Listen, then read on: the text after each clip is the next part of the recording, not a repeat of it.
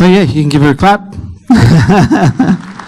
That just gives you a bit of a story of the impact that Mihael had. And she, as we said, she was such a gifted, creative lady that any area of ministry she would pick up and run with. So now, according to the program, it's my chance and my opportunity to do a tribute on behalf of friends at Freeway Church. And so I thought what I would do is I'll share with you some personal anecdotes, and apologies if I can only relate from my own perspective, my own experience, but obviously this is going to be filtered through that, so I hope you would be patient with me. Where do I begin? My sister Mairead and I have been working with Mihael, of course, as Mum and Dad have, and many others, for many years, and serving together on the church ministry team. I can tell you right now that Mihael has been one of the most significant contributors to the ministry here at Freeway Church and the college. Perhaps most significantly, Mrs. Butler became a stalwart of the ministry and an ardent supporter of our family, to which we are eternally grateful. Mihael was very unique in that she was one of the few that understood the demands of ministry on the senior minister and his wife. Perhaps from my perspective, she understood the impact on the family, and that is including the children. It was that understanding and insight, which was really a gift from God, that motivated her to live a life that was devoted to the house of God and in service to the Lord and the ministry team. And I know that she served her family and loved her family, managing that as well. Two big families, if you like, all placing a lot of demands on her. In the early days, Mihael walked into our church in 1987. She was such a sweet and approachable lady. The three precocious and garrulous McCoy children approached her with the usual list of questions and interrogatories. One of the first was, "Where was your husband?" As some of you know, Mihael was married to Paddy, who passed away just prior to coming to the church. Now, I hope the family will forgive me for recounting this story, so I'm going to ask for forgiveness in advance. Well, in answer to these three kids, McCoy kids, who were asking her where her husband was, Mihael simply replied, "Oh, the kangaroos are jumping all over him at Pinaroo." As Peter just said earlier on, she was very matter-of-fact and very blunt about what she would want people to do with her ashes. And so, of course, the family had spread Paddy's ashes at Pinaroo Park. I believe it was Pinaroo. I got that detail right, I remembered it. And, of course, the kangaroos are free to roam at Pinaroo. And so we were just like puzzled. We thought, why on earth would kangaroos be jumping all over your husband? We just thought it was a very odd, we were still thinking very, very concrete. Of course, we were utterly puzzled at this response and inquired further, at which point Mrs. Butler burst into laughter and shared that she had spread Paddy's ashes all over Pinaroo, and that is where the kangaroos were hopping around. It was Mrs. Butler's typically blunt, humorous sense of humour with just a tinge of dark sense of humour that would bless all of us so often. It was probably the first time that we had been introduced to this kind of humour. As kids, we felt excited that we had this elegant lady who was so sweet and gave generously of her time and would soon, very soon, become a friend.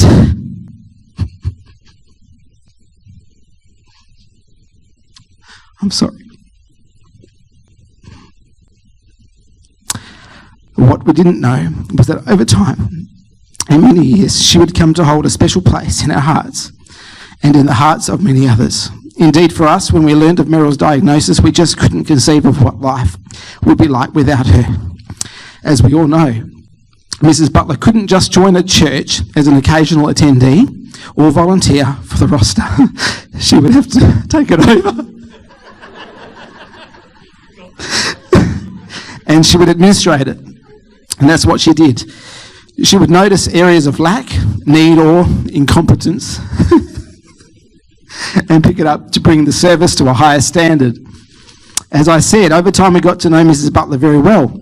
We also got to see her femicide when we'd be on the receiving end of her growls, as Peter told you about before.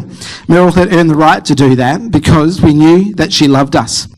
Mrs. Butler travelled to the UK, as you heard Dad recount before, and Ireland with us in 91 and was our teacher nanny. And she fell into that role quite well because, as Dad recounted, we went to visit this family who were very well known and actually were related to the royal family, to the Queen, and had just come back previous weeks from a tea party with Queen Elizabeth herself. And Mihael quite comfortably just announced herself as our nanny to them and played along. And it was wonderful. And so it kind of put us on an equal status with these royals. And that was her whole goal. She became one of the kids travelling through the Highlands in Scotland, through the countryside in Ireland and throughout England as well. Up to Inverness and then across the ferry into Ireland and throughout the countryside of the United Kingdom. For many years, Mihael played the organ in church and organised the music team and choir. She also became the school music teacher, drama teacher, piano teacher. Over time, she would organise for the school to participate in state choir competitions at Winthrop Hall at the University of Western Australia. The school would receive high commendations for its work.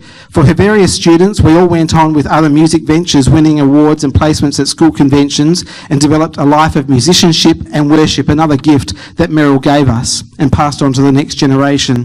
Mihael also produced a number of musicals and was the executive producer of those at the college, the first being Arch the Angel, for which I realised after returning from a family holiday overseas and a mission trip that I had been nominated in absentia to audition for the lead role of Arch, who was Arch the Angel.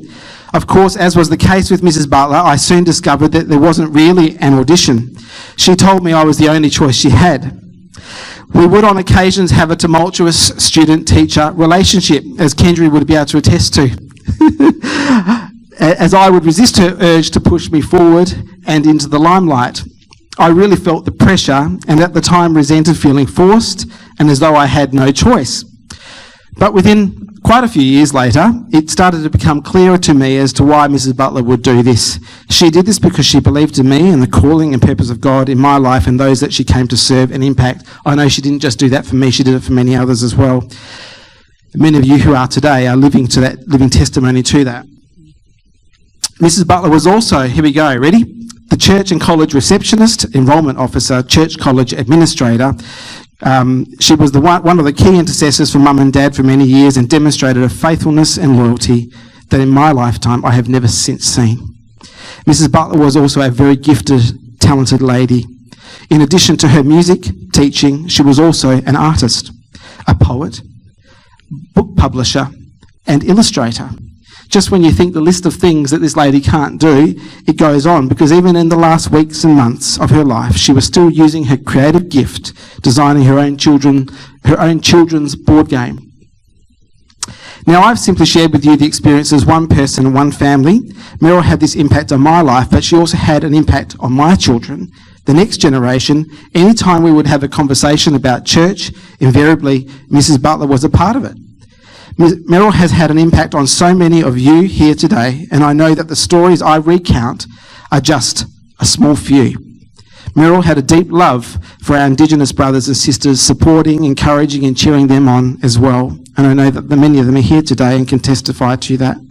She endeared herself to all without partiality and developed rapport across a broad range of the community leadership and educational leadership. Mihael was widely recognised last year and given an award from the Association of Independent Schools WA for her high level of service of decades of work in the non-government school sector.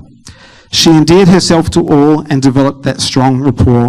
I can honestly say that without Mihael, many of the things you see around this ministry would never have happened. In all this, she used that which God gave her to multiply God's gifts to her in order that she might do the will of God. 2 Timothy chapter 4, verse 7 to 8 says, I have fought the good fight, finished the race, kept the faith. I will now receive my crown of righteousness, which my Lord will give to me. Can we all say that? Will we too hear those words? Well done, my good and faithful servant. Or will we hear other words? In our mourning of Mihael's passing, let us be comforted by the word of God in Matthew 25. He says, well done, enter in.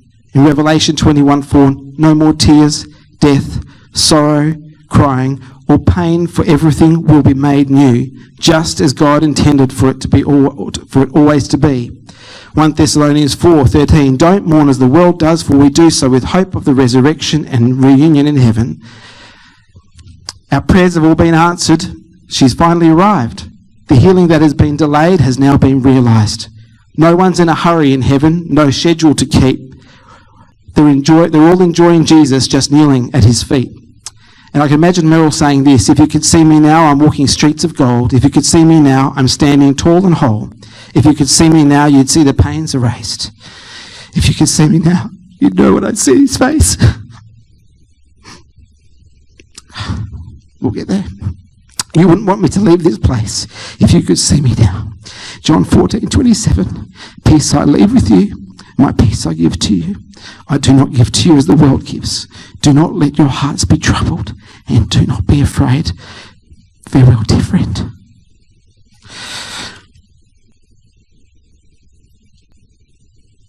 Wow, I'm sorry for that. It has to be real and authentic.